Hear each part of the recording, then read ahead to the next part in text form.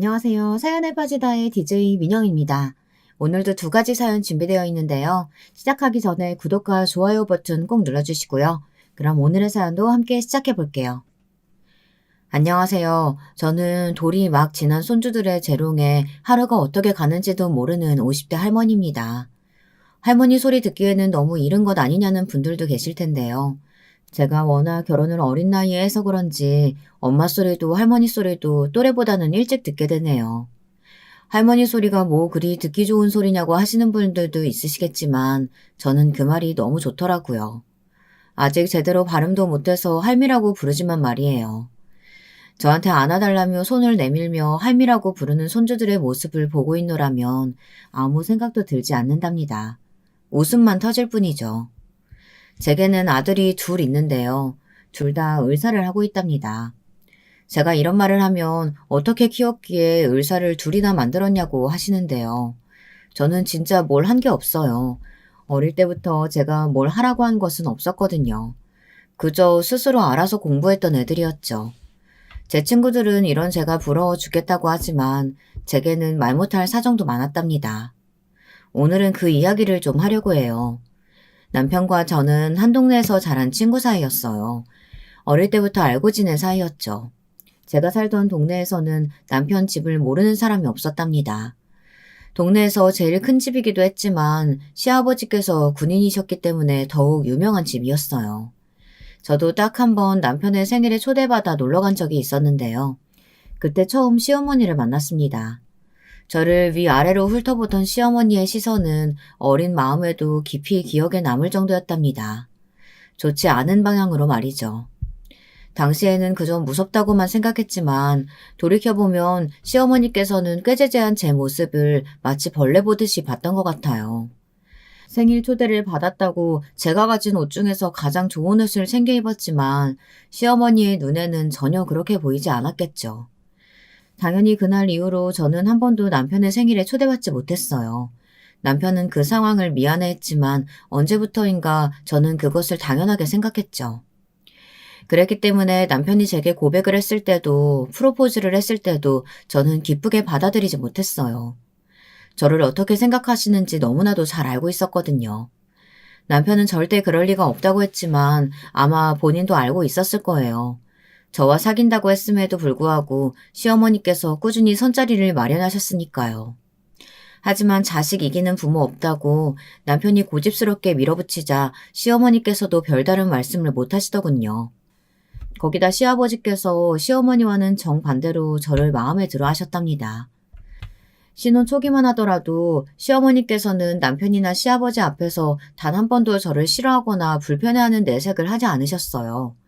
어릴 때도 생각했지만 시어머니께서는 우아하게 사람을 깎아내리는 기술이 있으셨거든요. 결혼을 하자마자 저는 매주 시어머니께 불려가야만 했어요. 이유는 하나였어요. 집안에 어울리는 사람으로 만들기 위함이라고 하셨죠.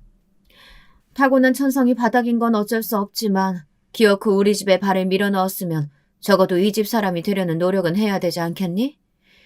그래봤자 본바탕이 어디 가는 건 아니지만 말이다. 가르쳐야 할 것들이 산더미구나. 하나라도 제대로 해야 될 텐데. 급이 맞는 집안의 아이였다면 이런 걱정은 할 필요도 없었을 텐데. 나이 먹고 이게 무슨 고생인지 모르겠구나, 너 때문에. 그렇지? 시어머니께서는 높지도 낮지도 않은 목소리로 담담하게 말씀하셨어요. 아마 제대로 듣지 못했더라면 저에게 욕을 퍼붓고 계시다는 것조차 모를 정도였죠. 표정도 얼마나 온화하게 말씀하시는지 시어머니의 말씀에 울컥하는 저만 바보가 된 기분이었어요. 저는 온갖 구박을 받아가며 시어머니께서 말씀하시는 집안에 어울리는 사람이 되기 위해 노력했어요. 물론 남편에게는 아무 말 하지 않았고요. 제 속에 저도 모르는 자격지심이 있었던 것 같아요. 지금 생각해보면 그때 왜 그렇게 고분고분하게 굴었을까 후회가 돼요. 그저 시어머니께서 너는 부족하다, 너 같은 모자란 애는 처음이다, 이런 것도 제대로 못하면서 지금까지 숨은 왜 쉬고 있냐. 이런 말들을 들으면서 그 순간에는 울컥하다가도 이내 참고 묵묵히 시키는 대로 했었거든요. 참 바보 같죠? 이런 것이 가스라이팅이 아닐까 싶어요. 머리로는 반박하고 싶었지만 이상하게 시어머니의 담담한 태도를 보면 정말 제가 그런 것은 아닐까 생각이 들었거든요. 아마 듣고 계시는 분들이 가슴을 치시며 고구마 100개 먹은 것 같다고 하실 수도 있겠네요. 저도 제가 왜 이렇게 바보 같았는지 모르겠어요. 이런 저의 행동은 남편이 눈치채면서 그만두게 되었어요. 정말 우연이었죠. 다도를 배우러 간다는 제 말에 남편이 저를 데리러 왔거든요. 평일에는 군부대 안에 있는 어린이집에서 일을 하고 주말이면 시어머니와 외출하는 아내가 궁금했던 모양이었어요. 그리고 오랜만에 데이트를 하려는 계획도 있었다고 하더군요. 그날도 어김없이 다도를 가르치시는 시어머니께서는 온화하고 평온한 목소리로 말씀하셨어요. 너는 도대체 머리는 왜 달고 다니는 거니? 몇 번째 설명해줘도 손을 그렇게밖에 할 수 없어?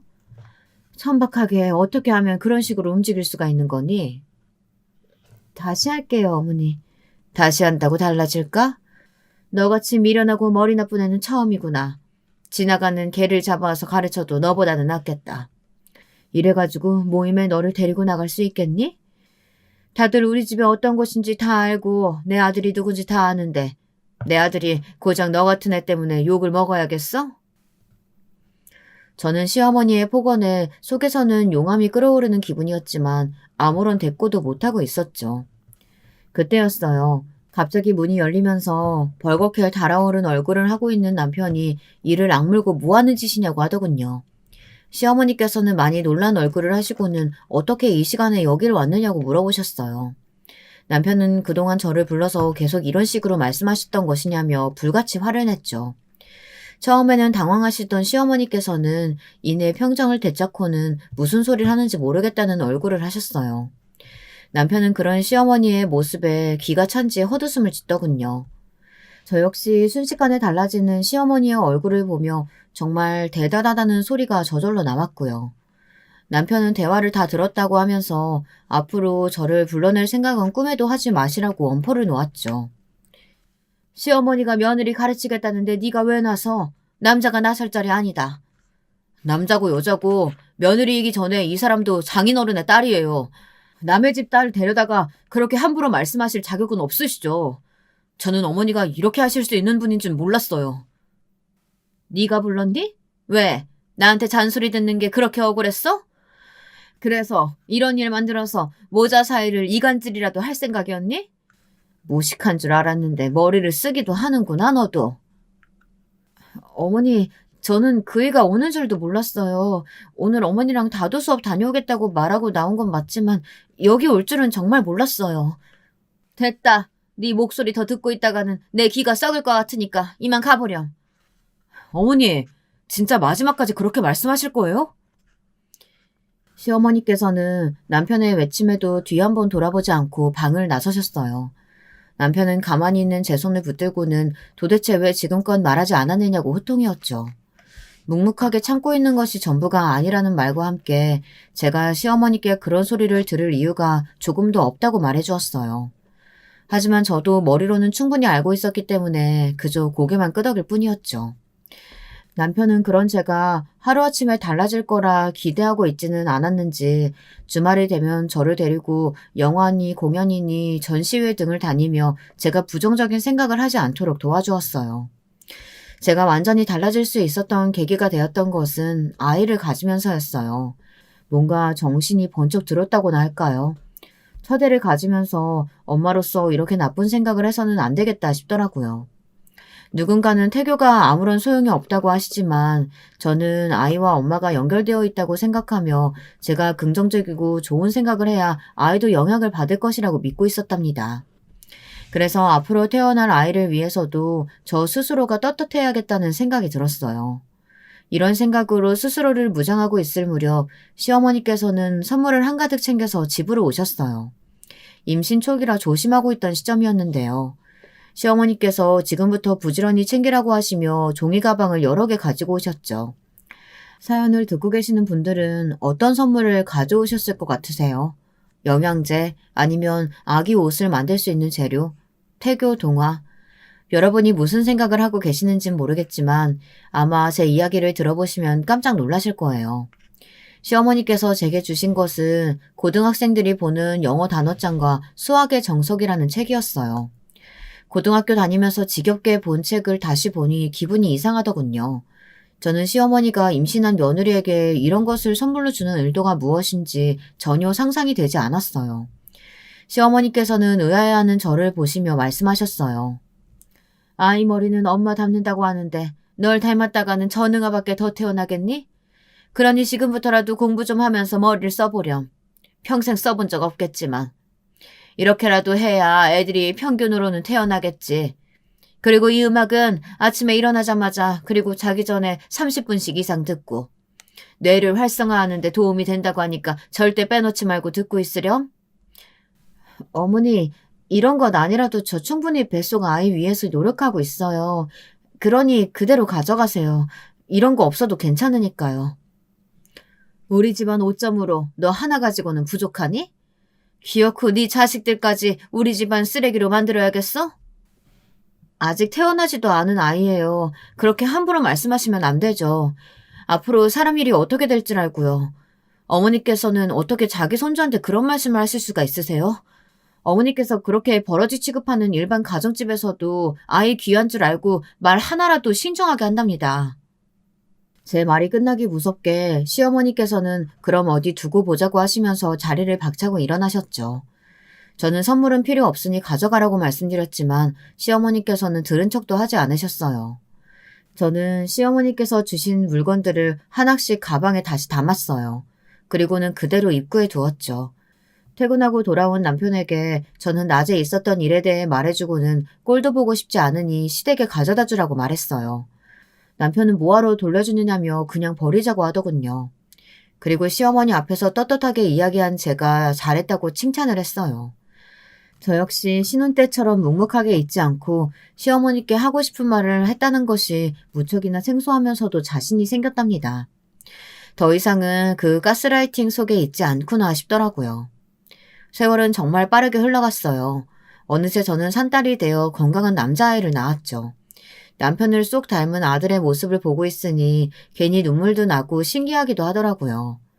정말 제가 이 아이를 낳은 것이 맞는 것인가 그런 생각마저 들었답니다. 제가 엄마가 되었다는 것이 실감나기 시작한 것은 집으로 돌아오면서부터였어요. 진짜 신생아 육아는 전쟁 그 자체더군요.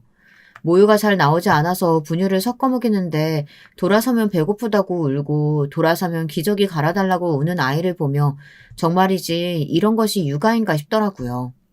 잠을 제대로 잔 것이 언제인가 싶기도 하고요. 아마 신생아를 키우고 있는 엄마들이라면 다 공감하지 않을까 싶은데요. 아랫집에 살고 있던 언니가 아니었다면 정말이지 우는 아이를 안고 같이 울었을 거예요.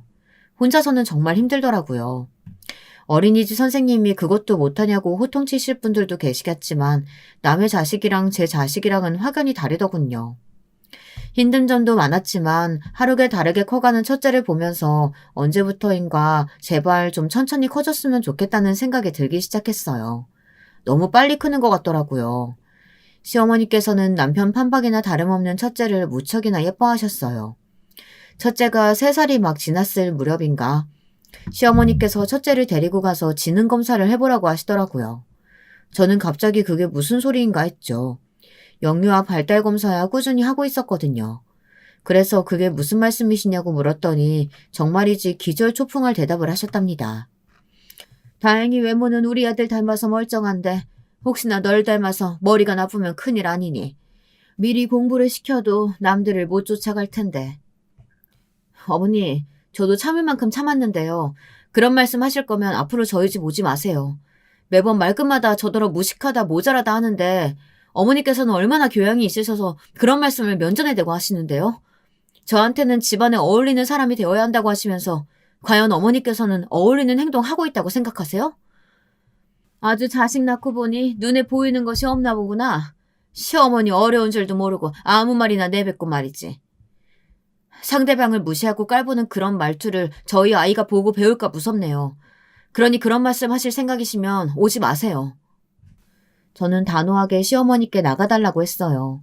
시어머니께서는 저의 이런 행동에 약간은 놀라신 눈치였어요. 매번 남편의 뒤에서만 있을 줄 아셨겠지만 저는 더 이상 예전의 제가 아니었죠.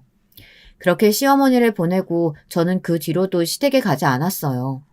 둘째를 가졌기 때문이기도 하지만 첫째에게 이상한 생각을 주입시킬까 걱정이 되기도 했거든요. 둘째는 성격이 급한지 주스를 다 채우지 못하고 일찍 세상 밖으로 나왔어요. 덕분에 인큐베이터 안에서 생활을 해야 했죠. 혹시나 건강에 문제가 있는 것은 아닐까 걱정을 많이 했는데 다행히 그런 것은 없었고요. 너는 고작 애를 10달 품는 것도 못해서 이 사단을 만드니? 만약에 문제라도 생기면 어쩔 뻔했어. 평소 몸 관리를 어떻게 했기에 애가 일찍 나와? 그게 이 사람 문제는 아니죠. 갑자기 진통이 시작된 것뿐인데 왜 그런 것조차 이 사람 탓을 하세요? 그럼 누구 탓하란 말이야? 엄마라는 사람이 얼마나 조심성이 없으면 그런 일이 생겨? 자꾸만 제 탓이라고 하시는데 의사 선생님께 물어보세요, 어머니. 제가 잘못한 건지. 아무리 제가 손끝에 박힌 가시 같은 존재라고 해도 그렇게 몰아가시면 안 되죠. 적당히 좀 하세요. 어머니는 앞으로 여기 안 오시는 게 좋겠어요. 오셔서 자꾸 억지만 부리시고 제 앞에서도 그런 말씀하시는데 저 없는 곳에서는 얼마나 더 하셨을까 상상도 안 되네요. 이만 가세요, 어머니. 남편은 시어머니의 억지에 진절머리가 난다며 내쫓다시피 시어머니를 밖으로 모셨죠. 그 뒤로 몇 번은 더 시어머니께서 오고 싶어 하셨지만 저도 남편도 단호하게 거절했답니다. 이날 일이 기폭제가 된 것인지는 모르겠지만 남편은 그 뒤로 시댁에 저희 가족 전부가 가는 것을 못마땅해 했어요. 자꾸만 혼자 다녀오겠다고 했죠. 시댁에서는 아이들이 보고 싶다는 말씀을 많이 하셨는데 남편은 특별한 기념일이 아니고서야 절대로 시댁에 가지 말라고 당부를 하더라고요. 아이들이 커가면서 저는 아이들이 많은 것을 경험하고 많은 것을 생각할 수 있었으면 좋겠다 싶었어요. 특히 토요일마다 도서관에서 하루를 보냈는데요. 그 시간을 제일 좋아하더라고요. 다른 아이들은 장난감에 만화만 보고 있다는데 기특했죠. 하지만 이런 저의 교육 방법이 시어머니 눈에는 차지 않으셨죠. 그날은 시아버지의 생신이라 일식 집에 모이기로 했어요. 저는 아이들과 외출할 때 보고 싶은 책을 한두 권씩 챙겨나가는 편인데요. 그날은 첫째가 도서관에서 빌린 책을 챙기더라고요. 저는 책을 깨끗하게 잘 챙겨야 한다고 하고는 늘 들고 다니는 가방에 넣어주었죠. 둘째는 그림만 보는 수준이었지만 그래도 형이 보면 옆에서 자기도 책을 보겠다고 떼를 쓰는 아이라 그림책도 챙겼고요. 시아버지께서는 어떻게 볼 때마다 이렇게 무럭무럭 자라는지 모르겠다고 감탄을 하셨어요. 시어머니께서는 이런 중요한 자리에 옷도 제대로 고를 줄 모르냐며 타박하셨지만 저는 그냥 흘려넘겼습니다. 식사가 시작되고 아이들은 금방 배가 부른지 책을 꺼내서는 둘이서 소곤거리며 보기 시작했어요. 중간중간 제게 물어보기도 했지만 자기들끼리 너무 얌전하게 잘 앉아 있었죠. 형님은 어떻게 저렇게 얌전하게 있을 수 있냐며 자신의 아이들이랑 비교된다고 부러워하셨지만 저는 오히려 너무 앉아만 있으려고 해서 고민이라고 말하며 나름 화기애애한 시간을 보내고 있었답니다.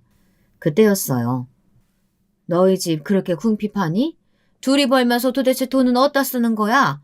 혹시 너 우리 아들 몰래 친정에 돈 가져다 주고 그러니? 어머니, 무슨 말씀을 하시려고 그러세요? 저희 충분히 잘 지내고 있고 설사 저희가 장인어른께 용돈 챙겨드린다고 해서 문제되는 것도 아니잖아요. 남편의 말에 시어머니께서는 정말 친정에 돈을 보내주느냐며 놀란 목소리로 말씀하셨어요. 당시 아버지께서 일을 하시다 손을 좀 다치시는 바람에 집에서 쉬고 계셨거든요. 그래서 생활비를 조금 챙겨드리기는 했었는데 그것이 무슨 문제가 된다고는 전혀 생각해보지 않았던 저는 시어머니의 그런 반응이 달갑지 않았어요. 저는 무슨 말씀을 하고 싶으셔서 그런 것을 물어보시냐고 말했죠. 저도 모르게 날선 반응을 보여 민망하긴 했지만 그래도 내색하지 않으려고 애썼답니다. 시어머니께서는 그 문제는 나중에 이야기하자고 하시더니 첫째가 보고 있는 책이 뭐냐고 물어보셨어요. 오늘 낮에 도서관에서 읽어보니 너무 재밌다고 하기에 빌렸는데요. 무슨 문제라도 있으세요? 책 그거 얼마나 한다고 더럽게 다른 사람들 손때 묻은 책을 보게 만들어? 서점 깔 돈도 없니? 서점 갈 돈이 없는 것이 아니라 저는 아이들이 도서관에서 배울 것들이 많다고 생각하기 때문에 아이들과 함께 갔고 아이가 원해서 책을 빌렸을 뿐이에요. 그게 비난받을 일은 아닌 것 같은데요. 그래, 말 잘했다. 도서관 좋지. 그런데 너는 애들이 이렇게 클 동안 고작 도서관 데리고 다닌 게 다냐? 이만한 나이면 외국어도 시작하고 기본적으로 음악, 미술, 체육 하나씩 골고루 배워야지. 6살이나 된 애가 아직도 구구단도 못한다는 게 말이 돼? 어린이집 교사라는 애가 어떻게 자기 자식한테는 관심이 없어? 어머니 말씀처럼 제가 어린이집 교사거든요. 구구단 빨리 배우고 영어 일찍 시작하는 것이 전부는 아니더라고요. 어머니 말씀도 일리가 있지만 저는 그렇게 키우고 싶지는 않아서요.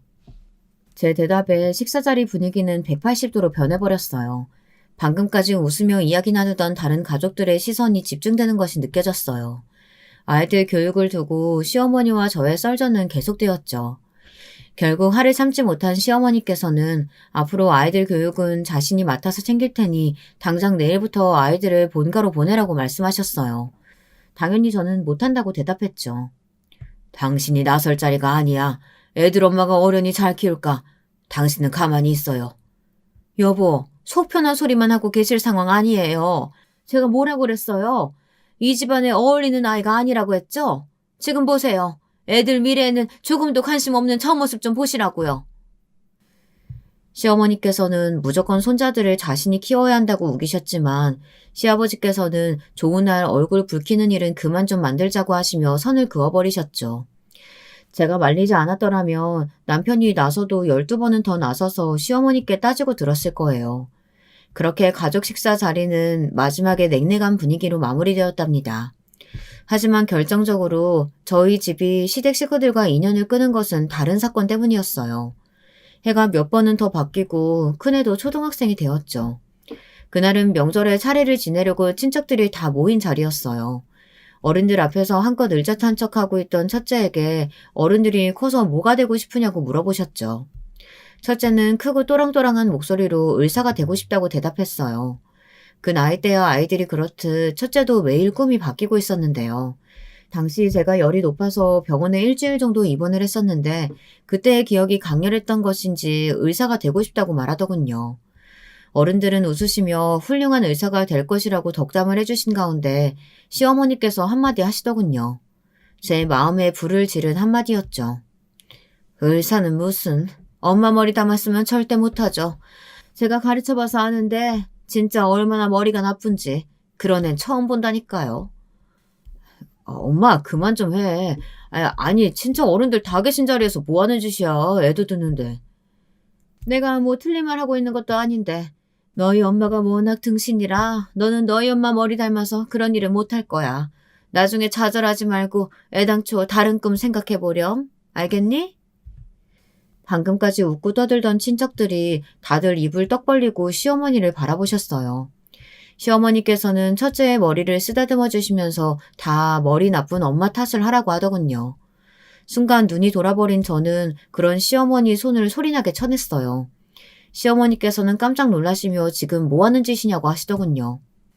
제가 하고 싶은 말이네요. 지금 아이한테 뭐라고 하셨어요? 그게 지금 해도 되는 말이라고 생각하세요? 내가 틀린 말이라도 했니? 이루어질 수 없는 희망 심어주느니 진실을 알려주는 게 맞지. 진실이요? 뭐가 진실이에요? 정말 어머니 징글징글하네요. 어머니께서 매번 집안 타령하시는데요. 사실 저는 아무리 생각해도 그게 뭔지 모르겠거든요. 이 집안이 얼마나 대단한지도 모르겠고요. 너 감히 어디다 대고? 그 감이라는 말, 그 말도 저는 왜 저한테 쓰시는지 모르겠어요. 사람이 사람한테 감이라뇨. 너 여기 어른들 다 계신데 목소리 높여가면 뭐 하는 짓이야? 부끄러운 줄도 모르고. 어머니야말로 부끄러운 줄 아셔야죠. 애를 앞에 두고 너희 엄마 머리가 나쁘니 어쩌니. 저라면 그런 말은 죽어도 안 해요. 아이한테라면 그것도 자기 핏줄이라면. 저는 바락바락 소리를 높여 말했어요. 형님께서는 어떻게든 저를 진정시키고 싶어 하셨지만 저는 이 순간을 마지막으로 시댁 식구들을 다시는 안 볼 생각이었어요. 이혼을 하는 한이 있더라도 이놈의 집구석과는 오늘이 마지막이다 싶었죠. 제가 서슬 시퍼렇게 덤벼들자 시어머니께서도 당황하시면서 한 걸음 뒤로 물러서시더군요. 다른 어른들께서 시어머니에게 말이 심하다고 하시며 아무리 농담이라고 해도 그런 말을 아이한테 하면 되느냐고 하더군요. 어쨌든 이 순간을 농담으로 넘기고 싶어 하는 것 같은데 저는 그렇게 둘 생각이 조금도 없었답니다. 자기도 너무 흥분했어. 조금만 가라앉히고 천천히. 아니요. 저는 이제 이 집 사람 안 하렵니다. 이혼 그까짓 거 제가 무서워할 것 같으세요?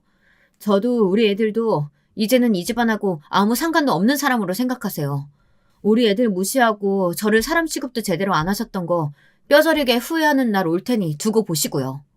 저는 입고 있던 앞치마를 내팽개치고는 안에서 자고 있던 둘째를 품에 안고 나와 첫째의 손을 잡고 그 길로 시댁을 나왔습니다. 나가는 길에 시아버지와 함께 차례에 필요한 제기를 꺼냈던 남편을 마주했죠. 급하게 나서는 저를 본 남편은 당황하며 이게 다 무슨 일이냐고 물었지만 저는 직접 안에 들어가서 물어보라고 하곤 택시를 잡아 타고 역으로 향했습니다. 저와 아이들을 부르는 소리가 들렸지만 저는 끝내 돌아보지 않았습니다. 갑자기 잠을 깬 둘째는 잠투정을 하며 칭얼거렸지만 저는 그저 한 손으로는 둘째를 꼭 안았고 다른 손으로는 첫째의 손을 꽉 잡고 있었어요. 기차역에 도착한 지 얼마 되지 않아 남편에게 전화가 오더군요. 지금 역으로 가고 있으니 가만히 있으라고 말이죠. 남편을 기다리면서 저는 자꾸만 치밀어 오르는 눈물을 참았어요. 절대 울지 말자고 중얼거리며 아무 일도 아니라고 스스로를 다독였죠. 그때였어요. 가만히 제 옆에 앉아있던 첫째가 벌떡 자리에서 일어나더니 제 눈가를 꾹꾹 누르더군요. 나는 엄마 닮았기 때문에 꼭 의사가 될 거야. 그래서 엄마 아픈 곳 있으면 다 고쳐줄게. 훌륭한 의사가 될 수 있어. 엄마 아들이니까. 저는 첫째의 약속에 결국 참았던 눈물을 터뜨리고 말았습니다. 지나가던 사람들이 보기에는 무슨 사연이라도 있는 것처럼 보일 수 있다는 것을 알고는 있었지만 눈물이 멈추질 않더라고요. 첫째는 그 작은 손으로 제 눈물을 닦아주면서 다른 손으로는 제 어깨를 토닥이고 있었어요. 얼마나 울었는지 모르겠어요. 그저 첫째의 다짐이 너무 미안하고 슬퍼서 눈물이 그치지 않더라고요. 그렇게 한참을 울고 있는데 남편이 제 앞에 와서 섰어요. 울고 있는 저와 그런 저를 달래주는 첫째를 바라본 남편은 잔뜩 굳은 얼굴로 제 손을 잡아 일으키더군요. 그리고는 한 손으로는 저를 안아주고 다른 손으로는 첫째를 들어 올렸어요. 이제 나한테 가족은 여기 이 자리에 있는 당신이랑 두 아들이 전부야. 무슨 일 있었는지 다 들었어. 미안해 여보. 당신이 그런 말 들을 이유가 조금도 없었는데 진짜 미안해. 저는 남편의 사과에 그저 고개만 끄덕이고는 그대로 서서 한참을 울었습니다. 둘째는 영문도 모르고 엄마 아빠가 우니까 따라 울기 시작했고 첫째는 그 작은 주먹에 힘을 꼭 주고는 끝까지 눈물을 참았답니다. 그날 이후 저희는 시댁과는 완벽하게 인연을 끊었습니다. 그나마 마음을 터놓고 지냈던 형님과도 아예 연락을 정리했죠. 형님께서는 서운해하시면서도 저를 이해해 주셨어요. 자기 어머니지만 진짜 말도 안 되는 사람이라고 하시며 저더러 그래도 가끔 문자는 주고받자고 하셨죠. 하지만 남편은 조금의 여지도 남기지 않겠다고 하며 그렇게 좋아하는 누나마저도 단호하게 밀어내더군요. 그 일이 바로 지금으로부터 20년 전의 일이랍니다. 우리 아들들이 의사가 된 것은 아마도 그날 때문이 아니었을까 싶어요. 정말 그렇게 공부에 열을 올릴 것이라고는 상상도 못했거든요. 지금 첫째는 간담체외과를, 둘째는 심장외과를 전공해 대학병원에서 근무하고 있답니다. 둘째는 형이 그렇게 쫓아다니더니만 결국은 의대도 따라가더군요. 첫째는 동기와 결혼까지 했고요. 그러던 어느 날이었어요. 남편 몰래 문자만 주고받던 형님께서 만나서 이야기를 좀 하고 싶다고 하시더군요. 20년 동안 한 번도 없었던 일에 저는 망설이지도 않고 형님께서 부르시는 곳으로 나갔죠. 강산이 2번이나 바뀔 시간이었는데 형님은 하나도 변한 것이 없더군요. 형님은 잘 지냈냐고 웃으시며 인사를 건넸지만 그 모습이 꽤나 수상하게 느껴졌어요. 저는 무슨 일이 생긴 것이 분명하구나 싶었죠. 하지만 형님께서는 좀처럼 말을 꺼내지 못하고 자꾸만 다른 말씀만 하시더라고요. 저는 참을성 있게 기다리고 있었죠. 한참을 빙빙 둘러 말씀하시던 형님은 결국 마음을 정하셨는지 충격적인 말씀을 꺼내셨어요. 사실 이런 말을 꺼내기가 참 민망하고 부끄러운데 너무 급해서 어쩔 수가 없었어. 사실 엄마가 좀 아프셔 올게. 어머님이 아프시다고요? 어디가요? 간에 문제가 생기셨는데 수술을 해야 한다고 하더라고. 그래서 병원을 알아보니까 딱 올케가 생각나더라. 큰애가 아직도 그 병원에 있지? 저는 형님이 왜 그렇게 망설이며 이야기를 꺼내시는지 이해가 되었어요. 간에 관해서는 첫째가 있는 병원이 유명했거든요. 형님께서는 제가 나서서 어떻게든 해주기 바라고 말씀을 하셨지만 저는 쉽게 대답이 나오지 않았어요. 사실 20년 전의 그 일은 저도 이제는 어렴풋하게 기억에 남았지 시어머니에게 딱히 감정이 남지는 않았거든요. 하지만 첫째나 남편은 아니더라고요. 아직도 그날의 기억이 생생한 것 같았죠. 저는 형님께 솔직히 말씀드리고 이야기는 해보겠지만 장담은 못 드린다고 했어요. 형님은 말이라도 그렇게 해주는 것만으로도 충분하다고 말씀하셨어요. 집에 와서도 저는 한동안 멍하게 창밖을 바라보았어요. 남편에게 먼저 이야기를 꺼내야 할 텐데 차마 입이 떨어지지 않았죠. 거기다가 타이밍은 또 얼마나 좋은지 아이들이 다 집에 와서 밥을 먹겠다고 하더군요. 저는 저녁 식사가 코로 들어가는지 입으로 들어가는지 모를 정도였어요. 이런 저의 마음을 먼저 눈치챈 건 둘째였어요. 후식을 먹다 말고 둘째가 하고 싶은 말이 있으면 빨리 하라고 재촉하더라고요. 저는 첫째와 남편을 힐끔거리며 낮에 있었던 이야기를 꺼냈어요. 남편은 시어머니께서 아프시다는, 그것도 수술이 필요할 정도라는 말에 흠칫거리며 긴 한숨을 내쉬었어요. 제 말이 끝나고 나서도 첫째는 아무런 말을 하지 않더라고요. 그래서 고모는 어쩌라고 그런 말을 하시는 건데요. 저희 병원으로 보낼 테니 저더러 신경을 써달라는 이런 말씀이세요? 설마? 아무래도 연세가 있으시기도 하고 수술이라는 것이 쉬운 것도 아니니까. 수술은 누구한테나 쉽지 않아요. 나이와 상관없거든요. 다 위험하고 힘들죠. 냉정한 첫째의 말에 저는 할 말을 잃었어요. 둘째는 뭘 또 그렇게 이야기하느냐고 핀잔을 주었지만 저는 어떤 말을 해야 할지 모르겠더라고요. 첫째는 우선은 알겠다고 말하고 그날 저희 가족은 말을 아꼈습니다. 남편은 20년 동안 연락을 끊고 지냈다고 하지만 시어머니께서 아프시다는 말에 좀처럼 잠을 이루지 못하더군요. 그날 그 역에서 가족은 우리뿐이라고 했지만 그게 어디 쉬웠겠습니까? 천륜이라는 말이 괜히 있는 것도 아니고요. 어떻게 하루아침에 부모 자식 간의 관계를 칼로 자르듯이 잘라낼 수 있었겠습니까? 명절이 되면 생일이 되면 그날마다 남편은 잠을 이루지 못하고 힘들어했죠. 하지만 그래도 그 내색을 하지 않으려 노력을 했고 저는 그런 남편의 마음을 알았기에 아는 척을 할 수가 없었습니다. 시어머니께서 간이 나쁘다는 말에 남편은 일주일 동안 밤에 잠을 이루지 못하고 이리저리 뒤척였습니다. 얼굴이 눈에 띄게 수척해져 갔어요. 거기다 형님께서는 시어머니께서 간 이식을 할 수도 있다고 하시더라고요. 남편은 그 얘기를 듣고 저 몰래 검사도 한 모양이었어요. 만약 그런 상황이 온다면 간 이식을 할 작정이었던 것 같았죠. 형님은 날이 갈수록 힘들어하는 시어머니를 곁에서 보기 힘드셨는지 몇 번이나 전화를 더 하셨어요. 핸드폰 너머로 초조해하는 마음이 고스란히 전해졌지만 저도 할 말은 없었습니다. 그렇게 일주일이 지난 아침, 모처럼 집에서 잠을 잔 첫째는 숟가락을 내려놓으면서 병실을 하나 마련해 두었으니 입원부터 하자고 하더군요. 간단한 검사가 추가로 있을지는 모르지만 우선은 교수님께 말씀은 드려놓겠다고 말이죠. 남편은 그런 첫째를 보며 입을 달썩였어요. 하고 싶은 말이 많았겠지만 뭐라고 해야 할지 모른다는 듯이 말이죠. 그리고 출근하는 첫째의 등 뒤에 대고 미안하고 고맙다는 말을 하더군요. 시어머니의 입원은 빠르게 진행되었습니다. 형님은 연신 고맙다고 하셨지만 저는 그저 첫째의 결정이었다고 말했죠. 형님은 시어머니를 만나볼 생각은 없느냐고 물었어요. 물론 저는 아직 시어머니를 만날 준비가 되어 있지 않았거든요. 그래서 다음에 가보겠다고 하면서 이리저리 미루기만 했습니다. 그런데 너무 충격적인 소식을 전해 들었어요. 둘째의 말에 의하면 시어머니께서는 첫째를 전혀 못 알아본다고 하더라고요. 마스크를 끼고 있어서 그런지는 몰라도 매일 회진 때문에 병실을 방문하는데도 그저 의사 선생님 고맙다고 연신 감사의 인사를 한다고 하더라고요.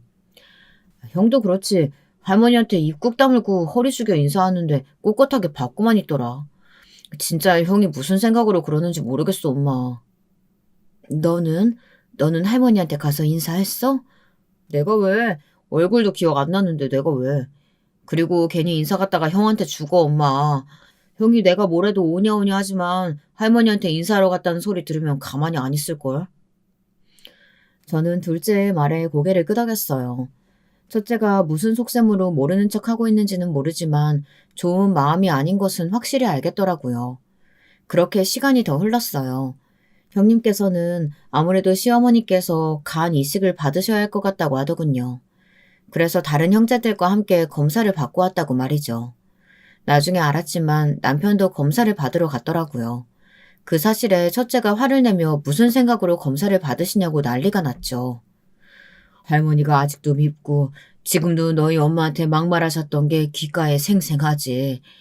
그래도 나한테는 나를 낳아준 어머니인데 아프다는 말을 쉽게 모른 척 할 수는 없겠더라. 그러면 전화 엄마한테 의논이라도 하시던가요. 제가 얼마나 놀랐는지 아세요? 남편은 적합할지 아닐지도 모르는데 무슨 상관이 있느냐며 그저 자신의 마음이 편했으면 싶어서 한 것이니 걱정하지 말란 말도 하더라고요. 하지만 남편은 가족들 중에서 형님과 더불어 간 이식 적합자였어요. 그 소식을 들은 저는 남편에게 절대로 간 이식만큼은 안 된다고 말했어요. 하늘이 두 쪽 나도 말이죠. 남편 역시 자신이 적합자일 것이라곤 기대하지 않았던 모양인지 깜짝 놀랐죠. 결국 시어머니께 간이식은 형님이 하시기로 결정이 났어요. 모든 결정이 다 나고 나니 한 번은 시어머니를 만나러 가야겠다는 생각이 들었어요. 저는 시어머니 병실 앞까지는 자신 있게 갔지만 그 앞에서는 좀처럼 들어갈 수가 없었어요. 들어가서 뭐라고 해야 할지 모르겠더라고요. 시어머니께서는 저를 보고 어떤 반응을 보이실지 궁금하기도 했죠. 사과를 하실까 아니면 그 일은 없었던 사람처럼 행동하실까. 그렇게 망설이던 저는 크게 용기를 내서 문을 열고 들어갔습니다. 20년 만에 만난 시어머니께서는 많이 야윈 모습이셨어요. 얼굴색이 좋지 않았죠. 저와 눈을 마주하신 시어머니께서는 20년 전 그날과 조금도 다름없는 모습과 말투로 이야기를 하셨어요. 다시는 보지 말자고 하더니 내가 죽을 것 같으니까 뭐라도 얻어먹을 것 없나 싶었나 보지? 이렇게 병원에 찾아오고. 엄마, 그런 거 아니에요. 이 병원도 올케 덕분에 들어왔어요. 알지도 못하면서 이상한 소리 좀 하지 마세요. 저게 무슨 힘이 있다고? 안 본 사이에 돈이라도 좀 벌었니? 그런데 하고 다니는 꼴을 봐서는 촌티가 줄줄 흐르는 것이 그런 것 같지는 않은데 말이야. 어머니는 아프시다고 하시더니 여전하시네요. 사람 무시하는 말씀은. 어머니? 내가 어머니긴 하니? 왜 그날 그렇게 큰 소리 치고 나가더니 고장 나 아프다는 소리에 혹시라도 내가 죽으면 떨어질 유산이라도 있을까 싶어 쪼르르 달려오다니. 역시 내 눈이 틀리지 않았지. 나는 알았거든. 너의 그 천박함은 절대로 없어지지 않을 거라고. 정말 정신이 번쩍 들더군요. 역시 세월이 아무리 변해도 사람은 변하지 않는다는 것이 맞는 말이다 싶었어요. 사람을 무시하는 말은 나이가 들어 더 단단해지고 거칠어져 있었어요. 며칠을 고민했던 제가 우습더라고요. 이런 사람을 걱정하고 마음을 썼다니. 일주일 동안 잠을 이루지 못한 남편도 불쌍했고요. 그때 문이 열리는 소리와 함께 선난 목소리가 들렸어요.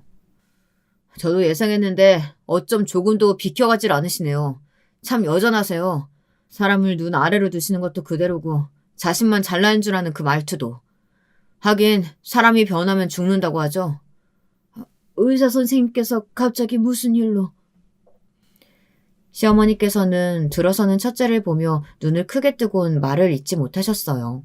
일주일 동안 하루도 빠짐없이 보던 의사가 마스크를 벗자 당황하시며 찬찬히 얼굴을 뜯어보셨죠.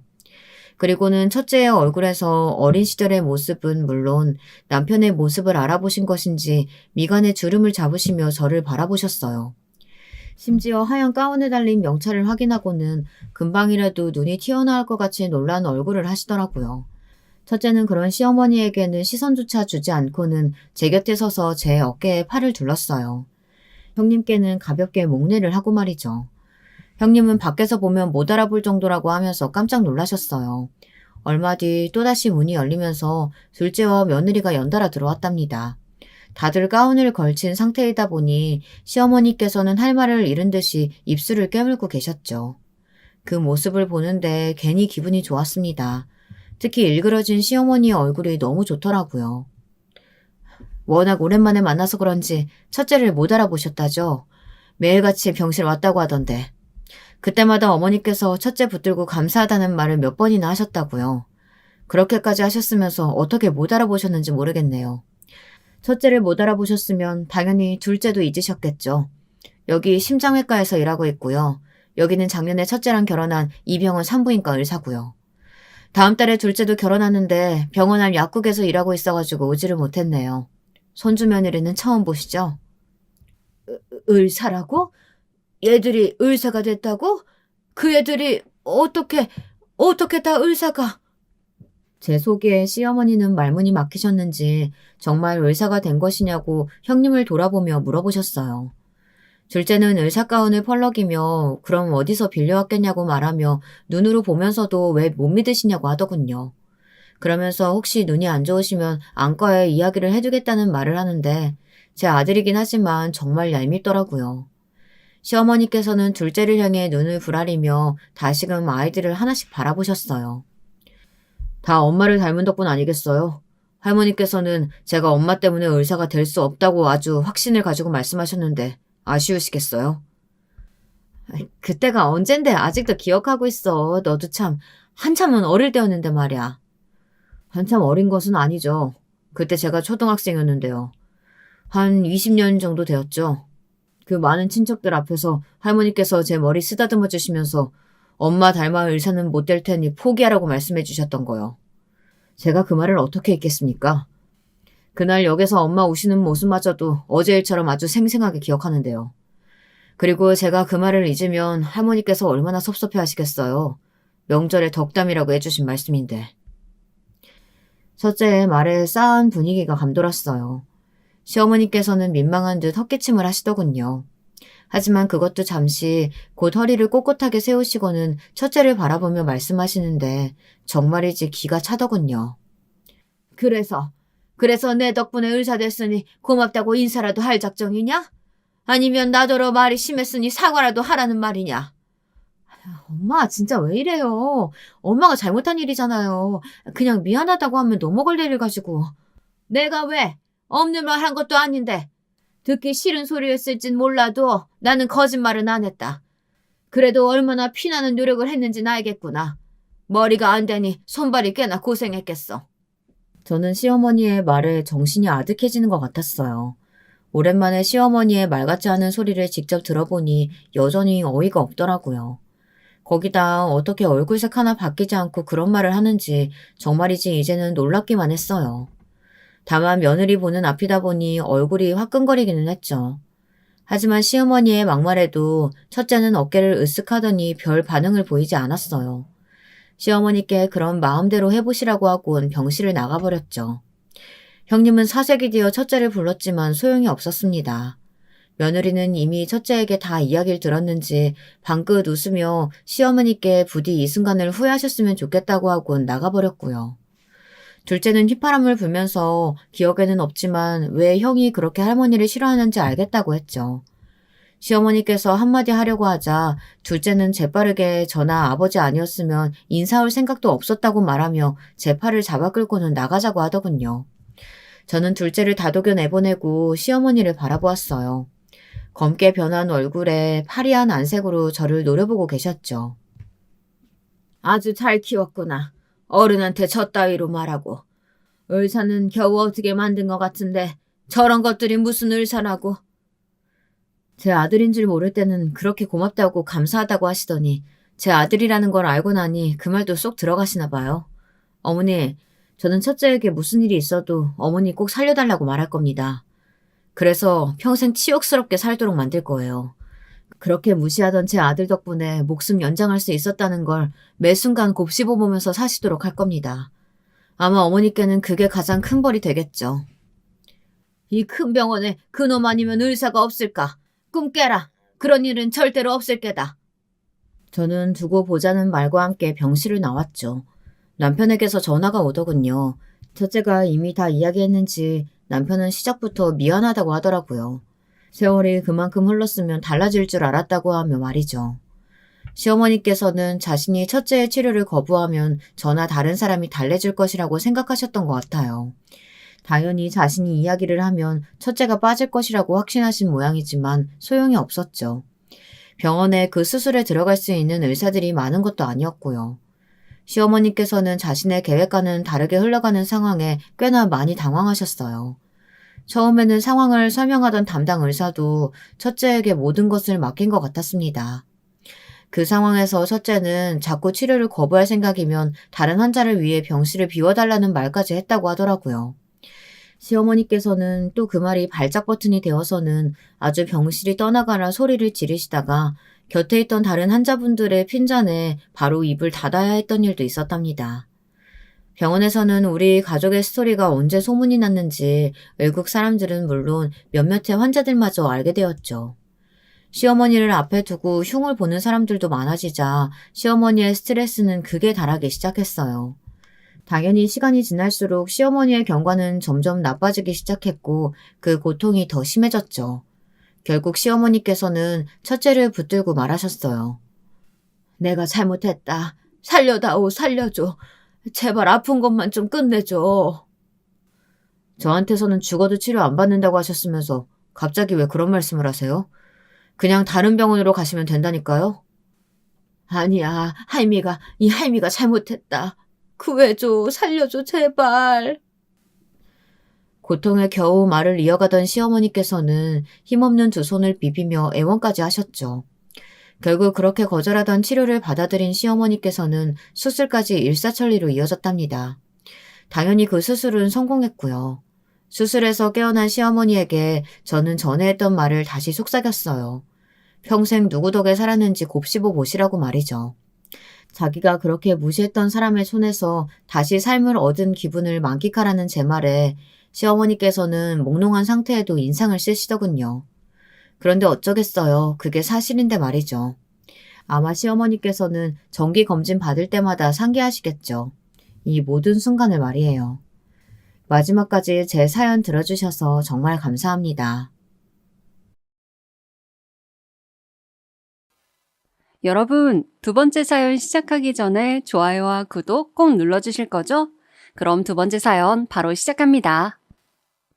이번 사연을 제가 여러분께 소개해드리기 전에 먼저 읽어보고 느낀 바는 군자의 복수는 10년이 걸려도 늦지 않다라는 표현이 생각난다는 것이었어요. 어떤 이야기인지 저와 함께 만나보시겠어요? 안녕하세요. 제가 사연에 빠지다 채널을 정말 애청하고 있는 사람인데요. 설마 제가 직접 사연을 신청해보게 될 줄은 몰랐어요. 글재주도 없는 것 같고 무엇보다 저에게는 사연으로 내세울 만한 경험담이 없는 것 같았거든요.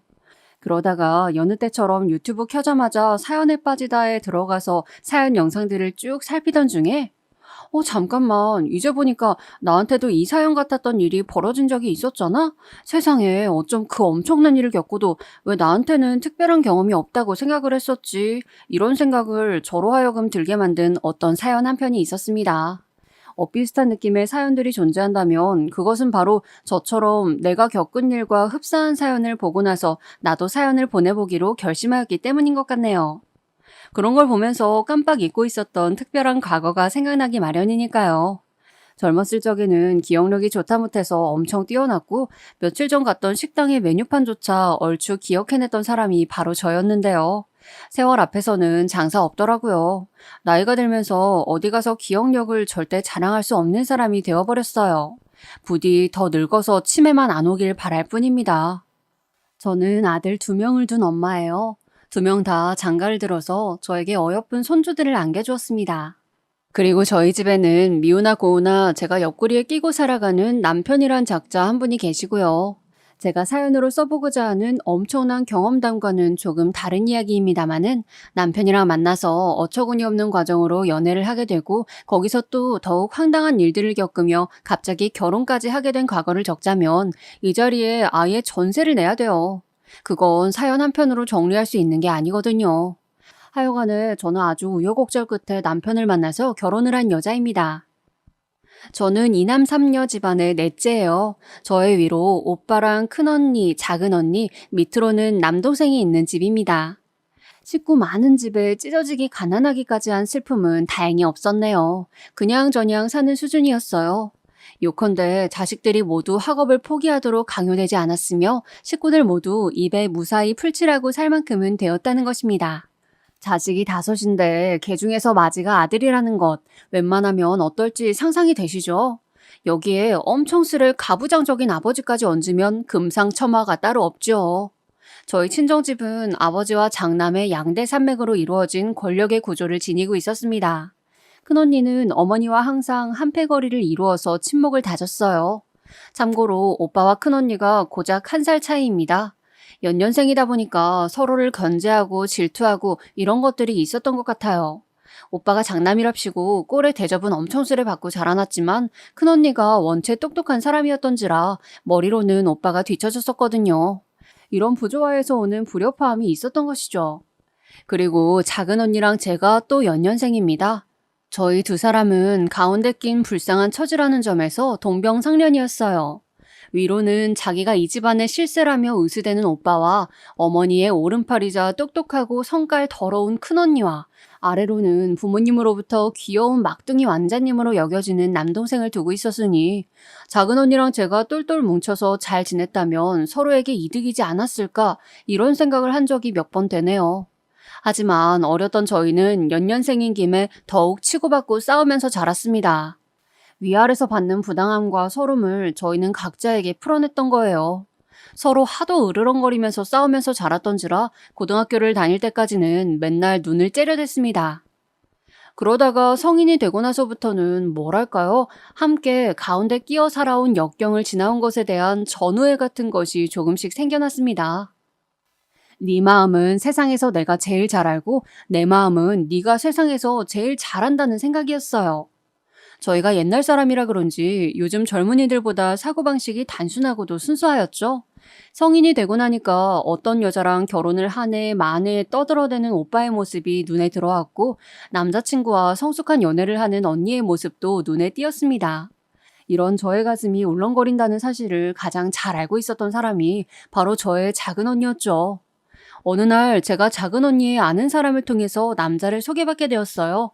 그 전까지는 자연스럽게 알게 된 사람하고만 사귀어 봤었는데 누군가가 작정하고 소개를 시켜줘서 상대를 만나는 자리는 처음이었습니다. 저는 작은 언니의 조언에 따라서 약속 시간보다 너무 일찍 가지도 않았고 3분 늦게 자리로 갔어요. 여자라면 약간 여우 같은 모습으로 여지를 남겨야 한다던가? 참나, 그런 조언을 저에게 주었고 제가 따랐던 것입니다. 먼저 장소에 나타나 있던 상대, 그 남자가 훗날 저의 남편이 되었습니다. 남편이란 작자가 의수될까봐 제가 구태여 이 사실을 짚지 않고 살아왔는데 여기 지금 사연에서 이실직고를 해보자면 저는 그 자리에서 남편을 본 순간 한눈에 반해버렸습니다.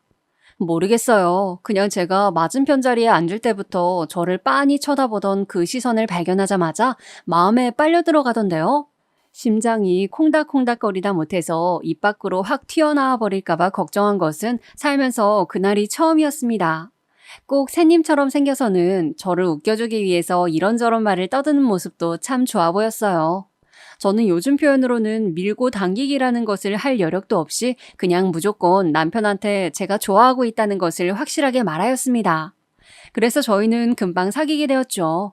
꿈 같았던 연애는 얼마 못 가서 깨지게 되었는데 이 이유가 진짜 이가 갈리도록 황당합니다. 왜냐하면 남편에게는 좋아하는 사람이 따로 있었거든요. 그게 누구냐고요? 바로 제 작은 언니였어요. 아니 어쩐지 제가 처음 만났을 때 그냥 우스갯소리로 저희 작은 언니가요. 약속 시간보다 3분 늦게 자리에 나타나라고 그랬어요. 정말 웃기죠? 이런 말을 했었거든요. 그때 남편이 환하게 웃으면서 와, 그렇네요. 정말 재미있으신 분 같아요. 혹시 작은 언니분의 이야기를 저한테 해주실 수가 있을까요? 이렇게 답변을 했었더랍니다. 지금 생각해도 허공에 주먹이 휘둘러지는 일이었죠. 저는 남편의 속마음도 모른 채로 그저 신나서는 작은 언니의 이야기를 주절주절 다 떠들어줬었네요. 제 친정의 오남매는 외적인 생김새가 친탁을 하였느냐 아니면 외탁을 하였느냐 두 가지로 갈립니다. 외탁을 한 작은 언니와 남동생은 보는 사람으로 하여금 살짝 가련함을 불러일으키는 느낌이 납니다. 반면에 친탁을 한 오빠, 큰언니, 그리고 저는 전생에 못해도 장군이었음이 분명한 체형과 체격을 지니고 있었고요. 미스코리아처럼 마른 몸매를 가져보고자 아무리 다이어트를 해봐도 타고난 골격 때문에 한계가 있어서 저는 아가씨 시절에도 남자들로 하여금 보호 본능을 일으키지 못하는 외모의 소유자였답니다. 그런데 남편의 이상형은 바로 저의 작은 언니 같은 사람이었나 봐요. 지금에야 나이가 들어서 인상이 확 바뀌어버렸지만 작은 언니가 소시적에는 한 청순가련하는 인물이었거든요. 얼굴이 막 예쁘진 않지만 분위기가 한껏 여성스러운 사람들이 있죠. 바로 저의 작은 언니가 그런 사람이었어요. 그 외모의 이면에 고집스럽고 괴팍한 성격이 숨겨져 있다는 건 친자매인 저만 알았을 뿐 남편은 몰랐다고 합니다. 하여간 남편은 작은 언니의 지인들을 통해서 작은 언니를 알게 된 이후 짝사랑을 했었대요. 그런데 작은 언니가 워낙 인기가 많은 데다가 성격이 그리 나긋하진 못하니까 접근하기가 어려웠다는 것이죠. 아니, 여기까지는 그러려니 하겠는데 작은 언니랑 가까워지고 싶어서 그 여동생인 저와 소개를 받는 제안을 받아들였다는 것이 말이나 됩니까? 이것은 사람을 우롱하는 행위였어요. 우연히 남편의 원래 속내를 알게 된 제가 거품을 물고 분노한 것은 당연지사였습니다. 이 호랑말코 같은 자식아, 여자 마음을 가지고 놀아? 재활용도 안 될 쓰레기 같으니라고. 다시는 내 눈앞에 나타나지 마. 이미 임자가 있는 우리 작은 언니 앞에도 당연히 나타나지 말고, 알아들었냐? 저는 망설이지 않고 남편에게 이별 선언을 하였습니다. 돌아서는 저를 잡아채던 남편의 손길을 느끼자마자 그대로 몸을 휙 돌려서 남편의 귓방망이를 한 대 쳐주었던 저의 활약. 그 순간은 세월이 흐른 지금에 와서 곱씹어봐도 정말 대단한 것 같습니다. 저란 존재가 만들어낸 인생의 명장면 중에서 가히 손꼽히는 것이어요. 그 일로 작은 언니는 괜히 저에게 미안해하였으며 태어나서 처음으로 저의 눈치를 살살 살펴댔습니다. 사실 작은 언니가 잘못한 부분은 없었으나 저한테 미안해서 설설기는 그 모습이 재미있었기에 저는 일부러 잔뜩 화가 난 척을 하며 지냈었죠. 남편 같은 나쁜 자식하고 다시 만나서 결혼까지 한 저런 사람이 가장 웃긴 거 아니냐고 따지신다면 제가 변명할 말이 참 없습니다. 그런데 그런 말이 있잖아요. 제 작은 아들이 그 언젠가 했던 말인데 요즘 애들 사이에서는 먼저 좋아한 사람이 진 거다라는 표현이 있나 봅니다.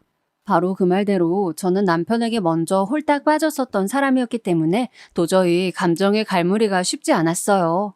저랑 사귀는 그 짧은 기간 동안 혹시 저를 좋아하게 된 것은 아니었을까? 아직도 작은 언니를 설마 좋아하는 것은 아니겠지? 이런 생각들로 정말 괴로웠습니다. 그런데 남편을 결혼식장에서 제외하게 되었으니 제 마음이 어땠겠나요? 다름이 아니라 저의 친오빠 결혼식장에 남편이 하객으로 등장을 하였습니다. 오빠의 친한 친구랑 아는 사람이 남편의 친구들 중 한 명과 겹쳤었다고 하네요. 아무리 그래도 결혼식장에 올 정도의 가까움은 결코 아니었건만 등장을 했던 것입니다. 사람들로 복잡거리는 그 결혼식장에서 작은 언니가 분통을 터뜨렸어요. 사람이 왜 이렇게 질척거려요? 나는 그쪽에게 관심이 없다고요. 내 동생한테 상처를 주었으면 이만 됐지. 왜 이런 식으로 나타나서 뻔뻔스럽게 구는 건가요? 여기가 어디라고 왔어요? 이런다고 내가 그쪽한테 관심이라도 줄 것 같았나요? 작은 언니가 남편한테 그렇게 따져 묻고 있었을 때 저는 조금 떨어진 거리에서 그쪽을 쳐다보면서 소리를 듣고 있었습니다. 가슴이 싸하게 아픈 것을 보아하니 그리고 또 정장을 차려입은 남편의 모습이 멋있게 보이는 것으로 밀어보자니 저의 마음은 아직도 몇 달이 지나도록 남편에게 꽂혀져 있는 게 분명하였어요. 그런 제 자신이 너무 초라하고 비참해서 어쩔 줄을 모르고 있었을 때였습니다. 묵묵히 작은 언니가 따지는 것을 듣고 있었던 남편이 드디어 입을 열어서는 이렇게 대답을 하였습니다. 제가 오늘 이곳에 나타난 것은 염치불구하고도 좋아하는 여자를 보고 싶어서였습니다. 그 말을 듣자마자 짜증이 확 일어났죠. 도대체 저 인간은 작은 언니를 왜 그렇게까지 좋아하나 싶어서요. 작은 언니도 마찬가지였는지 신경질을 부렸습니다. 아니, 그쪽이 나를 좋아해도 소용이 없다니까요? 내가 그쪽을 안 좋아한다고요. 사람이 포기할 줄도 알아야지. 나원 참. 저기 죄송한데 제가 좋아하는 여자는 동생분입니다. 네, 뭐라고요? 제 동생이요? 그쪽이 농락하고 말았던 바로 제 동생이요? 작은 언니의 깜짝 놀란 반문에 남편은 묵묵하게 고개만 2번 끄덕였었지요. 그 다음에 작은 언니가 뭐라고 했었던가. 아마 남편에게 헛소리하지 말라면서 잔소리를 퍼부었던 것 같은데 정확하게 못 들었더랍니다. 왜냐하면 저는 이미 이성을 잃고 그쪽으로 달려가서 남편의 손을 확 낚아챘었거든요. 마치 수렁에 빠진 사랑하는 여자를 구해낸 백마탄 왕자님 마냥 멋지게 그 손을 낚아채서 다른 장소로 내달렸답니다. 저는 체격뿐만 아니라 힘도 타고난 장군감이었거든요. 남편은 팔랑개비처럼 저에게 손을 잡혀서는 따라왔지요. 이윽고 멈춰선 제가 남편한테 말했습니다. 저는 다른 거 전부 상관없어요. 아무것도 따지지 않을게요. 딱 하나만 묻고 싶어요. 저를 좋아한다는 게 진심이에요? 그러자 남편이 얼굴이 시뻘개진 채로 저를 내려다보면서 또 고개를 2번 끄덕이는 겁니다. 처음에는 불순한 의도였고 해선 안 될 나쁜 짓으로 접근한 것이었지만 어느새 제 마음은 진심이 되어 있었어요. 네, 좋아하는 마음은 거짓 없는 진심입니다. 남편이 그렇게 대답했을 때 저는 그야말로 가을 동화의 송혜교처럼 너의 죄를 사하노라가 되어서 남편의 모든 지난 행각을 용서해 주었습니다. 이것이 남편과 가짜 말고 진짜 연애를 시작하게 된 계기였네요. 연애하는 동안에는 작은 언니는 물론 갖가지 인물들이 회방을 놓았고 저희 2사람이 제발 헤어지기를 연부를 외워주었습니다. 그래서인지 결혼까지는 정말 힘들었고 파혼의 위기도 겪었습니다. 예상하지 못했던 막강한 예비시댁을 맞닥뜨리는 바람에 제가 개고생을 좀 했었거든요. 결혼 직전에 있었던 일을 쓰면 이제 제가 위에서 말씀드렸다시피 사연 한편으로는 절대 못 끝냅니다. 엄청나게 다사다난했었으니까요. 그래서 저의 지인들은 제가 남편이랑 결혼을 안 한 줄로만 알았었대요. 다들 저를 보면서 에이 설마 저렇게까지 상황이 안 좋은데 결혼을 하지는 못하겠지 이런 생각들을 똑같이 했다는 것입니다. 그 이야기를 저희의 결혼식 날 신부 대기실에 저를 찾아와 전해주었던 지인들 덕분에 저는 결혼식에서 눈물 한 방울도 흘리지 않을 수 있었네요. 결혼식 내내 속으로 이것들이 내가 끝내 파혼할 거라고 다들 생각했었단 말이야? 이거 아주 웃기는 짬뽕들 아니야 전부?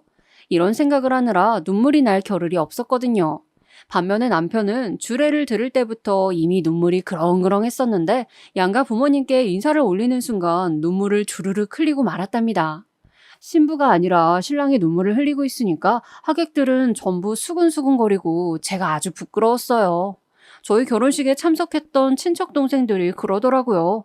결혼식 모양새가 꼭 부잣집 여자한테 팔려가는 남자 같았다고요. 나라에 크게 공을 세운 여장군에게 바쳐진 남자 같기도 했다고 말입니다. 장난스럽게 그리 말한 것이었지만 듣고 있던 저는 머리 뚜껑이 조금 열리고 말았죠. 그래서 신혼 때 괜히 애꿎은 남편만 뒤지게 잡았었습니다. 왜 쓸데없이 결혼식에서 계속 쳐오는 바람에 이런저런 말들이 나오게 만들었냐고 말입니다. 남편은 저에게 용서를 빌어야만 했었죠. 이로써 남편은 연애 시작 때부터 결혼한 직후까지 저한테 미안한 일 투성이인 사람이 되었던 것입니다. 결혼 전에도 시댁 식구들 때문에 좀 여차저차한 일들이 있었고 이것 때문에 남편이 저한테 엄청 사과했었거든요.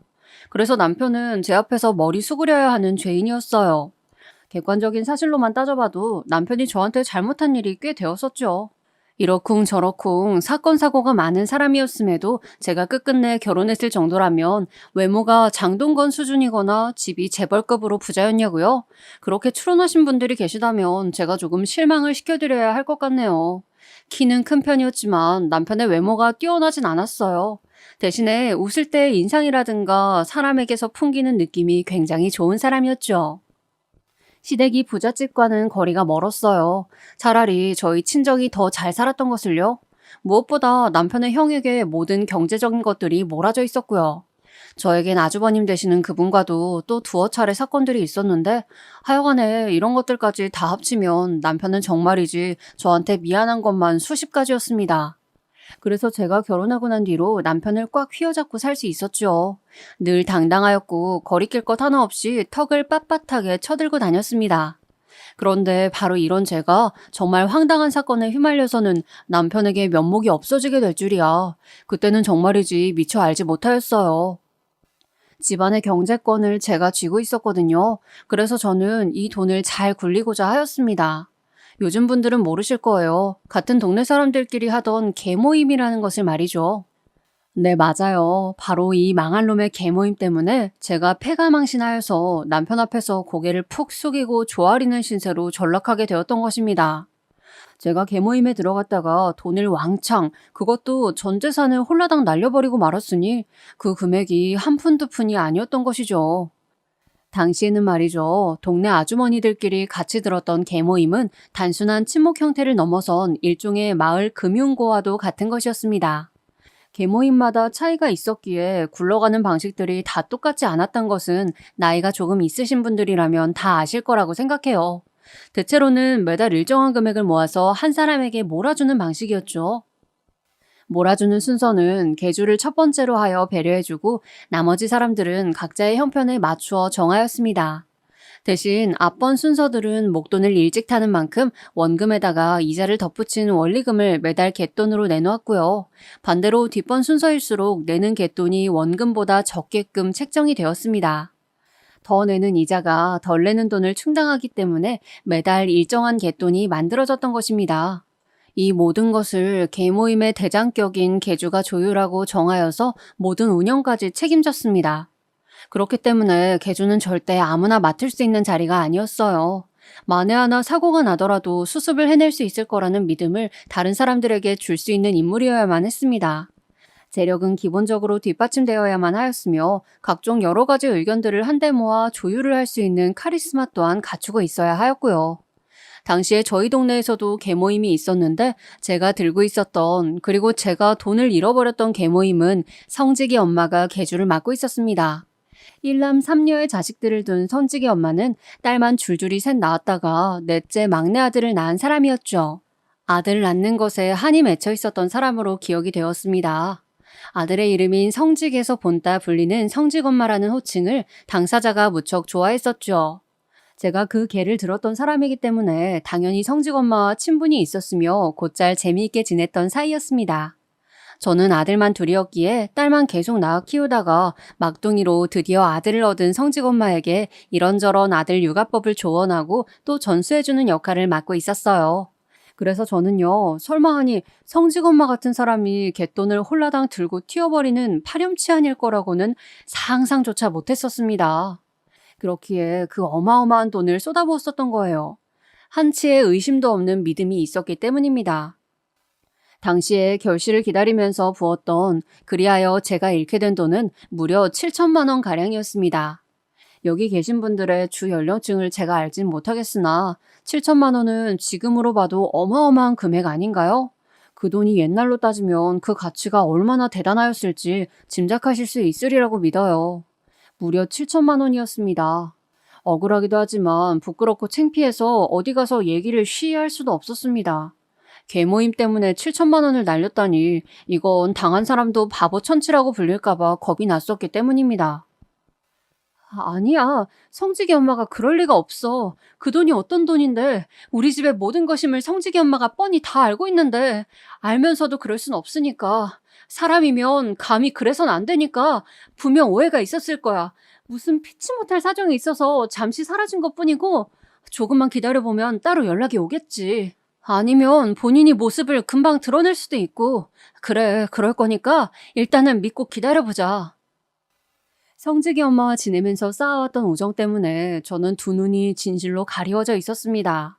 갯돈을 모두 가지고 튀어버린 성직이 엄마 때문에 동네에서 곡소리가 끊이질 않았고 온 동네가 흉흉한 분위기를 풍겨댔음에도 저는 아닐 거야 설마 이게 진짜겠어? 라는 멍청이 같은 미련을 버리지 못했었네요. 인간 불신에 빠지고 싶은 것만은 피하고 싶었던 저의 마지막 발악이었나 봅니다. 어떻게 계모임에 그런 돈을 다 갖다가 부어버릴 수가 있어? 그게 말이나 되는 짓이야? 여보, 우리 앞으로 어떻게 살라고 그런 짓을 해버렸어? 왜 그렇게 무모했던 거야? 이 사람아, 왜 그렇게 위험한 짓을 해버렸냐고. 진상을 알게 된 남편은 가슴을 치며 답답함과 억울함을 호소하였습니다. 저는 그런 남편의 앞에서 남편을 만난 이후 처음으로 고개를 푹 숙인 채 잘못을 빌며 미안하다는 말만 반복하였습니다. 예전에는 그토록 성행하였던 동네 계모임이라는 것이 언제부턴가 싹 다 자취를 감춰버린 이유가 뭐였겠나요? 그것이 정말로 괜찮은 것이었다면 아직까지 많이 남아있었겠죠. 그러나 제가 피해를 입게 된 이후의 시점부터 신문에는 계모임의 계주가 야반도주를 하였다는 사건이 심심치 않게 실려댔습니다. 갯돈을 모조리 챙겨서 계주의 가족이 동네를 저버리고 몰래 떠나는 사건들이 그렇게나 많이 일어났던 것이죠. 돈 앞에서는 의리고 뭐고 없는 모양이었어요. 동계산 문제로 계모임 안에서도 사건 사고가 점차 많아졌고 그러다 보니까 종국에는 아예 사회 문제로 대두되었으며 없어져야 마땅할 쓸모없는 풍습이 바로 계모임이라는 인식이 자리 잡게 되었습니다. 바야흐로 계모임의 몰락이었죠. 차라리 제가 피해를 입기 전에 이런 사건 소식들을 접하였다면 제가 의심을 해보았을 것인데, 그 외에 보이스피싱이라는 사기도 그렇잖아요. 이것이 하도 성행하여서 전 국민적으로 경각심을 갖게 되었지만, 그렇게 되기 전까지는 보이스피싱이라는 것 자체를 몰라서 설마 이런 사기 수법도 있겠어 라는 생각으로 사기를 당하신 피해자분들이 많았죠. 잔인하고도 치졸한 사기 수법이 수면 위로 드러나기 전에 피해를 입은 사람들은 더 큰 타격을 입었습니다. 개모임에서 돈을 잃은 저도 바로 그러하였습니다. 그 엄청난 돈을 날리는 바람에 저희 집은 금방 이사를 가야만 했었고요. 저희 부부랑 두 아들까지 네 식구가 시댁에서 신세를 져야만 했습니다. 햇수로 6년을 그렇게 지냈었네요. 결혼해서 바로 살림 차린 후로 아이들 낳고 그렇게 살다가 상황 때문에 어쩔 수 없이 시부모님 댁에서 얹혀 살게 된다면 그 며느리의 심정이 어땠을지 여러분은 상상이 가시나요? 가시밭길도 그런 가시밭길이 없었고요. 시부모님 앞에서는 모든 것이 가시방석 위에 앉아있는 기분이었습니다. 더군다나 저의 어리석은 불찰로 인해서 돈을 모두 탕진하여 벌어진 일이었으니 저는 입이 10개라도 할 말이 없는 입장이었어요. 저는 죄책감 그리고 그런 어리석음으로 거액을 잃어버린 제 자신에 대한 분노, 혐오감 때문에 아주 심정이 말도 못할 만큼 복잡하였습니다. 진짜 농담이 아니고 저희 아이들만 아니었으면 콱 죽어버릴까 했었어요. 그 정도로 힘들었죠. 저는 시간이 갈수록 소극적인 사람이 되어갔고 시댁에 얹혀 산 지 4년이 지났을 무렵에는 완전히 기가 눌려 있었습니다. 어떻게 해봐도 계모임 때문에 날려버린 거액의 그림자에서 제가 벗어날 수가 없었어요. 고된 시집살이도 묵묵히 견뎌내야만 해야 했습니다. 결혼 전에는 자잘한 일들이 있었기 때문에 시부모님께서 저한테 결코 말씀을 쉽게 못하셨었는데 이제는 완전히 전세 역전이었죠. 뿐만 아니라 시댁 식구들도 전부 저를 힐난하며 우습게 여겼습니다. 저 때문에 남편이 늘 고생하고 산다며 이런 남편은 죽었다 깨어나도 못 얻는다면서 저한테 이혼당하지 않은 것만으로도 감사하고 살 줄 알아야 한다며 모두가 그렇게 말을 하였습니다. 그런 소리들을 하도 귀가 따갑게 듣다 보니까 정말 그런 걸로 여겨지더군요. 계모임에서 사기를 당하고 거액을 날려버린 뒤 시댁에서 얹혀 산 지 6년째가 되었을 때 비로소 저희 집은 분가를 하게 되었습니다. 그리고 이때는 이미 남편의 성격이 꽤나 변한 이후였어요. 자기 부모랑 사는데 자기는 어려움이 전혀 없었겠죠. 더군다나 자기 부모 앞에서 조아리는 자기 아내를 보면서 자연스레 서열 정리를 한 것도 어찌 보면 당연하였습니다. 저는 어느새 남편한테는 찍소리 못하는 아내가 되어 있었어요. 제가 원래 그런 것과는 거리가 먼 사람이었기 때문에 분하였던 것입니다. 원래 소심하고 남편 앞에서 고분고분한 아내였다면 분할 일도 적었겠죠. 하지만 저는 원래 남편의 머리 꼭대기 위에 있으려던 아내였기 때문에 이런 전세역전의 상황은 정말이지 뼈가 아픈 패배였습니다. 그래도 모두가 나한테 이혼 안 당한 것만으로도 천우는 타고났다고 말을 하잖아. 그런 걸 보면 내가 행운아인가 보지. 앞으로도 얌전하게 살아야겠지. 갯돈으로 날려버린 그 돈만 생각하면 자다가도 눈이 번쩍 떠지고 저절로 이가 갈리고 눈에서는 피눈물이 흘러나올 지경이지만 그게 다 나의 어리석음으로 그렇게 되었다고 모두가 말을 하니까 도망간 개주를 욕하기보단 속아 넘어간 나의 안일함을 탓하니까 내가 마땅한 죄인처럼 굴어야겠지. 저는 상황에 순응하며 지냈습니다. 제가 계모임에서 잃어버린 그 거액의 일부는 친정의 돈이었기 때문에 저는 차마 친정 식구들한테도 아무런 투정을 부리지 못한 채 그렇게 살았습니다. 미칠 듯한 죄책감과 개주였던 성직의 엄마에 대한 분노, 배신감으로 저는 만성두통을 앓게 되었죠. 제가 적은 저의 사연이니까 지금 또 솔직하게 적어보자면 그나마 남편이 제가 진실로 좋아했던 사람이었고 사랑이라는 설렘 감정을 담았던 사람이었기에 망정이었습니다. 그렇지 않았다면 저는 모든 염치 불구하고서라도 이혼을 했을 거예요. 제가 첫눈에 반했던 남자였기 때문에 버티고 참고 인내하고 스스로를 탓하면서 참았던 것입니다. 그런데 이런 얘기를 남편한테 하면 이 사람은 꼭 고맙다거나 이런 말 대신에 어깨를 무척 으쓱거리면서 잘난 체를 하기 때문에 하지를 못합니다. 사연을 통해서 적으니까 속이 제법 시원하네요. 그리고 또 제가 사랑하는 두 아들 녀석이 있어서 그 우울한 터널을 지나올 수 있었습니다. 자기 엄마가 그렇게나 큰 돈을 계모임이라는 것에서 사기를 당해 날려버리고 할아버지 할머니한테 맨날 꾸중이나 당하면서 사는 모습을 봐왔다면 아이들로서는 우리 엄마에게는 함부로 해도 되는 사람이네 이렇게 못된 생각을 했을 법도 합니다. 왜냐하면 아이들은 아직 세상의 때가 묻지 않았을 상태일 때는 순수하기 때문에 악한 생각을 품는 것도 그만큼 쉽기 때문이지요. 남편조차 자기 부모한테 휩쓸려 가서 그쪽에 동조를 하였건만 우리 기특한 아들 녀석들은 그러지 않았습니다. 되려 우리 엄마는 우리가 지켜줘야겠다 이런 생각들을 했었다네요. 정말 낳고 키우는 보람이 있는 녀석들이죠. 제 아들들을 보면서 저는 밥을 안 먹어도 보기만 해도 배가 부르다는 표현이 무엇인지 제대로 실감했었네요. 지금도 물론 제 눈에는 예쁩니다만 장가들기 전에는 더 예뻤어요. 둘 다 부드러운 얼굴에 인상 같은 건 자기 아빠를 닮았는데 골격이라든지 이런 건 전생에 장군이었을 것 같은 자기 엄마를 닮아서 아주 멋있습니다. 계모임 사건 이후로 저는 남편 앞에서는 물론이고 시댁 친정에서도 죄인이 되었기 때문에 가슴앓이를 아주 오래 하였지만 쑥쑥 커가면서 늘 자기 엄마한테 효도를 하고자 하는 아들들을 보면서 점차 마음의 회복을 이루어갔습니다. 반드시 자기들이 성공을 하여서 엄마 아빠를 호강시켜드리겠다는 아들들 말만 들어도 고마웠죠. 저희 큰아들은 명문대를 떡하니 졸업하여서 제 길을 살려주었습니다. 그 후로 취직을 했었다가 적성에 안 맞았는지 1년을 버티고 퇴사를 하였어요. 그래도 어디 가서 경력으로 쓰려면 1년 이상은 되어야 하기 때문에 참고 버텼다는 큰아들의 이야기를 들으면서 제가 얼마나 눈물을 훔쳤는지 모릅니다. 다 커버린 어른인 거 머리로는 아는데 왜 이렇게 물가에 내어놓은 아이를 보는 것 마냥 저의 마음은 얼마나 조마조마했었는지 큰아들이 얼른 어디에라도 정착하기를 바랐어요.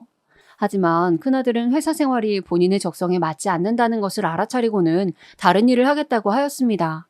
그러면서 호주로 훌쩍 여행을 떠났고 그곳에서 1년가량을 있었어요. 한국에 들어와서는 대뜸 자기 사업을 준비하였습니다. 그 준비 자금을 벌기 위해서 열심히 돈을 벌더니 이제 작게 사업을 시작하기까지 하였죠. 그 과정들을 보면서 저랑 남편은 가슴을 졸일 때가 많았고 큰아들이 내심 안정적인 직장에 종사하기를 원하였지만 자식이 원하는 길을 막으면 안 될 것 같아서 묵묵히 지켜봐 주었습니다. 자기가 진정으로 하고 싶은 방향을 찾는 것만으로도 박수를 쳐주고 싶었어요. 자기 형이 그러고 있을 때 저희 작은 아들은 무려 결혼을 하겠다시고 저희 부부에게 선언을 해왔습니다. 그 여자랑 만난 지 2년이 다 되어가고 있었는데 이제 슬슬 결혼을 해야겠다고 하는 겁니다. 네 친구들 중에 결혼한 애는 딱 한 명밖에 없지 않아? 네가 지금 결혼하기에는 조금 이른 나이인데 여자친구가 바빠서 실질적으로 자주 만난 기간은 2년이 아니라 1년 정도밖에 안 된다면서. 그럼에도 결혼을 서두르겠다는 이유가 뭐야?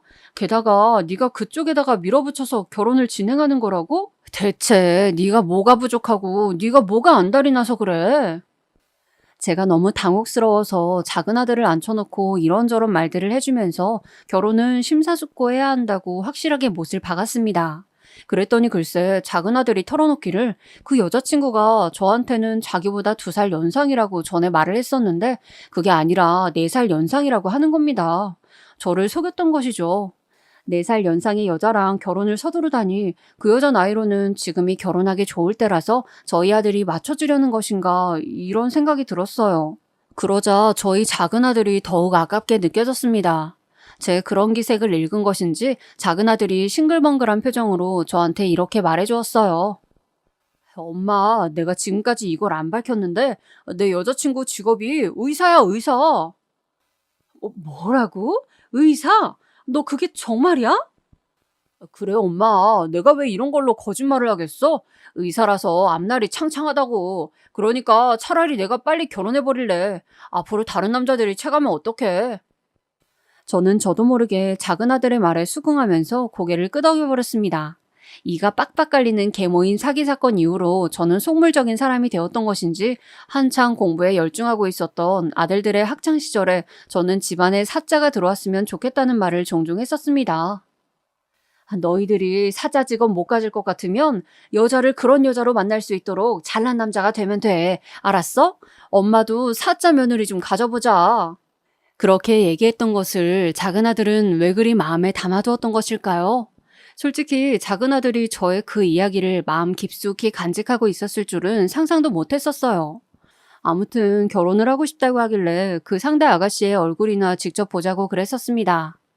며칠 뒤에 작은 아들의 여자친구가 인사를 왔어요. 그 아가씨 첫인상은 그냥 전체적으로 수수한데 눈빛에 묘한 도끼가 보인다는 것 정도였습니다. 의사가 되려면 공부를 엄청 했었을 테니 눈빛이 흐리멍텅하면 그게 더 이상한 것이었겠죠. 저는 그리 생각하고 넘겼는데 첫 대면 이후로 몇 주 뒤에 같이 카페를 갈 일이 있었어요.